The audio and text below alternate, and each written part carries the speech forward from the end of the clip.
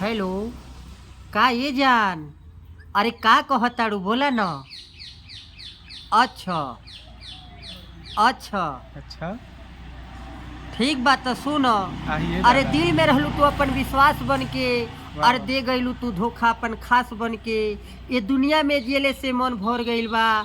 ए जान, ये दुनिया में जियले से मन भर गईल बा। वाह या हम जिंदा बाटे एक मुर्दा लाश बन के।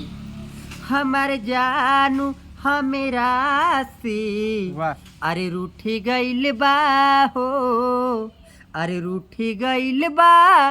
दिल शीशा के जाइसन टूट गईल बा हो।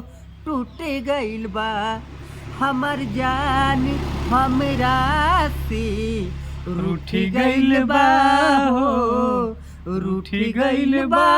दिल शीशा के जाइसन टूट गईल बा हो।